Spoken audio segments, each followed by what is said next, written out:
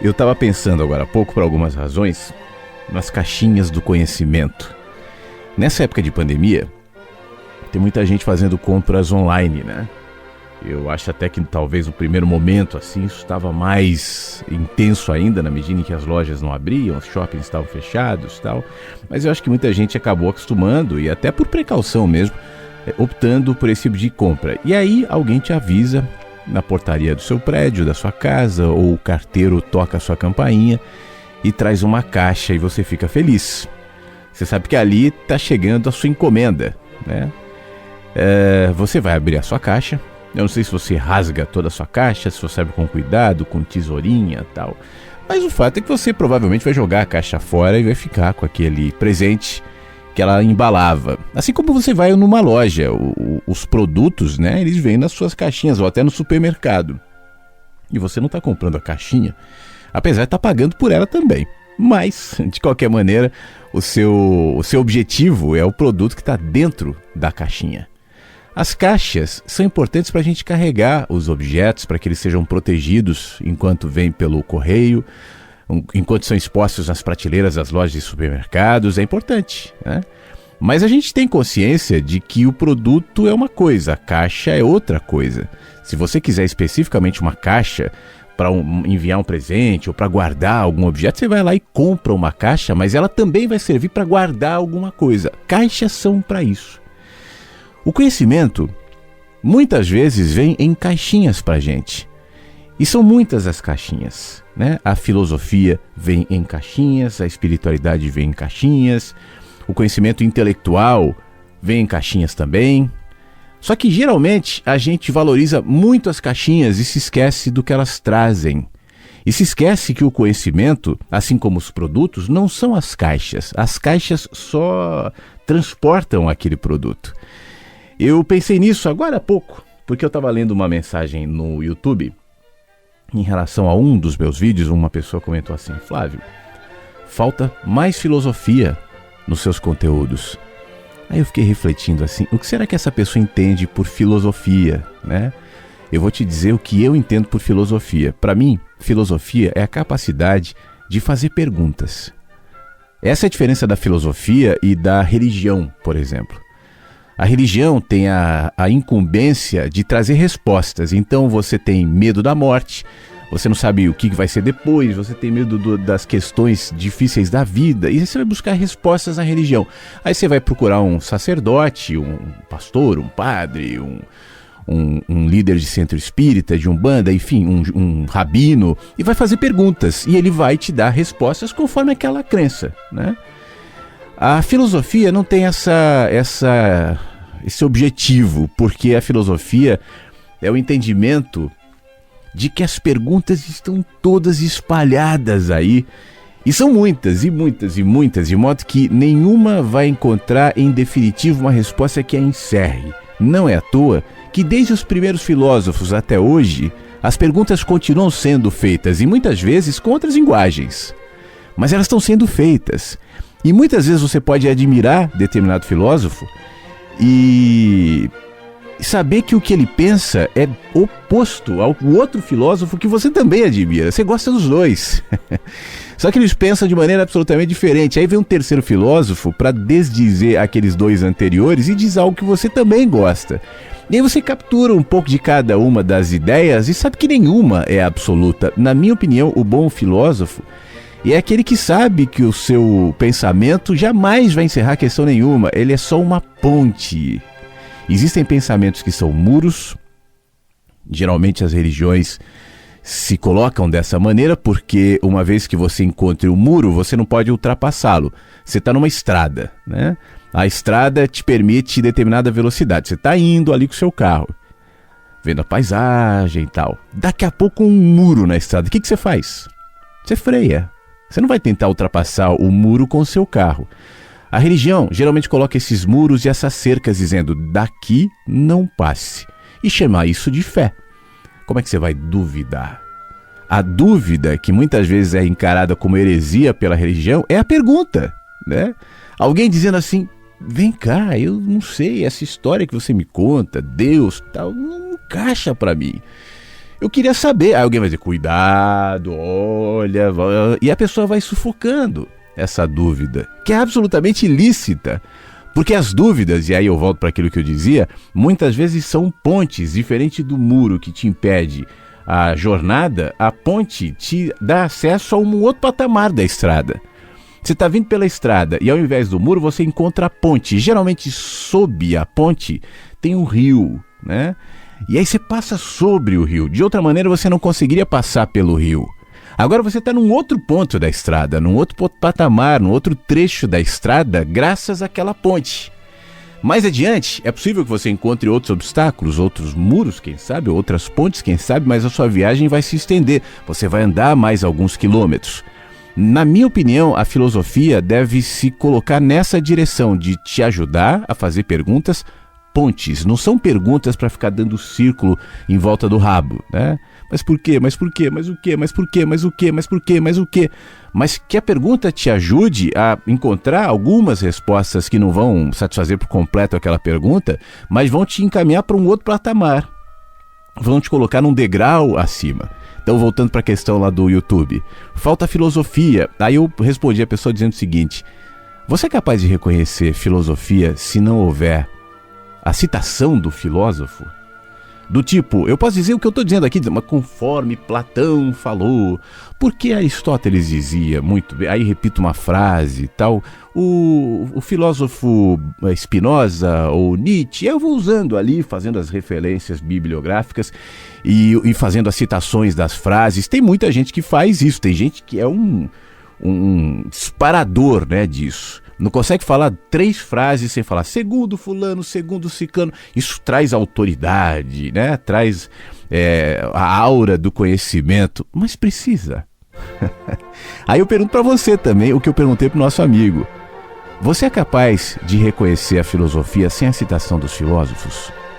Você é capaz de reconhecer o conhecimento sem a caixa, sem o envelope, sem a ostentação da intelectualidade, seja ela qual mais lhe apetecer? É a mesma coisa da espiritualidade, né? Tem muita gente que só consegue identificar a espiritualidade se ela for carregada dos códigos, da linguagem que é identificada para aquela pessoa como tal. Então alguém pode dizer para mim, como já disseram várias vezes: Flávio, por que você não fala de Deus nos seus trabalhos? Deus é poderoso, Deus... E aí eu pergunto para aquela pessoa: você consegue identificar Deus quando esse nome não é pronunciado? D-E-U-S. Você tem um amor, uma devoção à existência, ao sentir, ao ser Deus na vida? Ou a nomenclatura? Porque se você se mudar do Brasil, ninguém vai falar Deus. Acabou. Você nunca mais vai ouvir essa palavra. Talvez você ouça God. Mas não serve para você, é o nome, Deus, né? É claro que é só uma brincadeira, mas tem gente que só reconhece com os códigos, né? Então tem que ter ali Santa Fulana, Santo Ciclano, ou qualquer referência bíblica. Da mesma maneira que os intelectuais muitas vezes só conseguem reconhecer sabedoria se antes do que for dito alguém disser segundo filósofo tal. Alguns religiosos também só conseguem identificar Deus se alguém disser segundo a Bíblia, segundo Paulo em Coríntios, e se esquecem que Paulo, Mateus, Isaías, Spinoza, Aristóteles, Platão faziam xixi de manhã, vomitavam quando tinham problemas de estômago, tinham medo, tinham sede, tinham fome. Eram pessoas, tinham dúvidas, eram seres que viviam no tempo e no espaço, mente fragmentada, que morreram também. Nasceram em determinado momento, se desenvolveram, tiveram as suas questões, fizeram as suas perguntas, encontraram algumas respostas. Por alguma razão, as perguntas foram espalhadas, né, para a posteridade, seja do religioso, seja do filósofo ou de quem for, né? E isso se transformou, que coisa boa, né, em estímulo, em alimento, em matéria de estudo para os que vieram depois, mas não necessariamente porque essas pessoas eram diferentes de mim ou de você. Por isso, eu, pessoalmente, eu não me encerro atrás de qualquer outro pensador, por mais que eu admire, e há muitos que eu admiro, há muitos que contribuem demais, que eu gosto de ler, mas que são pensadores, que são pessoas e, antes de tudo, são humanos, exatamente como eu ou como você. Só que o conhecimento tem que ser protegido, porque se o conhecimento cresce em você, ele não tem limites. A proporção que ele pode tomar, a partir do seu olhar, das suas ideias, ela pode ser absolutamente subversiva.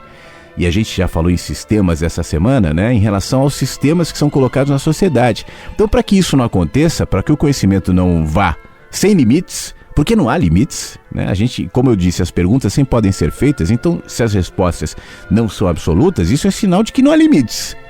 Então o que tem que fazer? Colocar numa caixa. E aí você fica limitado aos movimentos impostos pela caixa. Se você é religioso, ultrapassando determinado limite, você é um herege. Você tem que andar dentro da linha daquela cultura religiosa. Senão você não pode ser considerado um católico, um evangélico, um judeu, um espírita, e assim vai. Se você tenta, e eu acho que essa é uma sacanagem que fizeram nos últimos anos, isso veio depois da ditadura militar. A filosofia foi colocada numa caixa dentro da universidade porque existia a intenção no regime militar de acabar com a filosofia, como houve, né? Quando o Bolsonaro se elegeu, ele disse, olha, tem que tirar essas coisas aí, ficar só na matemática e tal, porque a filosofia é perigosa.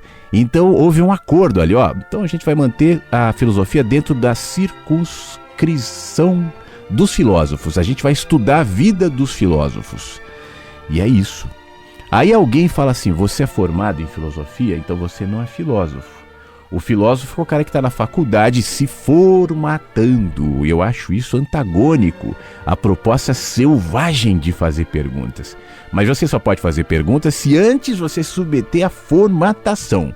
E agora suas perguntas virão carregadas de segundo Aristóteles, segundo Nietzsche, segundo Platão, segundo... Tudo bem, tem ali o seu valor, tem ali a sua contribuição, mas não deixa de ser uma domesticação do animal selvagem que é a filosofia e não se identifica com uma caixa.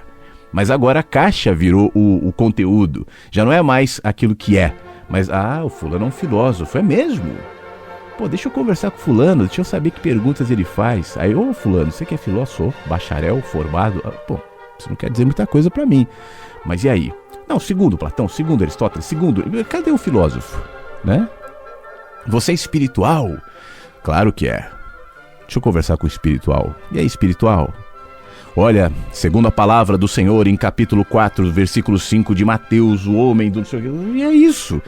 Sua espiritualidade, cadê a sua espiritualidade? Você enxerga onde não há a nomenclatura, você percebe a filosofia onde não há citação, você percebe a espiritualidade onde não há o nome Deus, a palavra Bíblia, a religião. Você consegue? Ou você se protege também, tentando diminuir aqueles que não se enquadram nessas caixinhas, dizendo você, e aí você vai adjetivar conforme aprendeu. Você é um herege, você é um ignorante, ou você, enfim, só para se proteger. No fim das contas, a sabedoria selvagem, chame ela do que quiser, ela foi circunscrita às caixinhas. E hoje nós aprendemos que a caixa nos traz o conhecimento, quando na realidade a caixa só carrega o conhecimento. Você pode aprender sobre espiritualidade na igreja, nos livros, na faculdade, sobre filosofia, o conhecimento, maravilha. Mas isso não é a espiritualidade, o conhecimento, isso é só um condutor que, se em você não criar raízes e superar aqueles que você chama de filósofos, de apóstolos, e pastores, e padres, e fulano de tal, de seres e personagens bíblicos, enfim, mas em prática de vida, ainda que isso não tenha nome, então não serve para muita coisa. Aquele que entende o que eu estou dizendo não se sente confortável em colocar uma coleira no seu conhecimento e dizer, eu sou um ista, seja lá qual ista, eu sou um ósofo, seja lá qual ósofo. A sociedade diz, esse não se inquieta por ter ou não ter um diploma. Sabe que isso vale para nossa sociedade, legal. Não estou desmerecendo não, tá? Tem lá, claro, o seu valor, mas é um valor relativo. A sabedoria está acima disso. E serve como a ponte, e não como o muro. Nessa estrada que você percorre, você tem encontrado pontes ou você tem encontrado muros? Se tem muros na sua frente, talvez esteja na hora de superá-los, de quebrá-los, de seguir adiante. Mensagens que chegam pela manhã.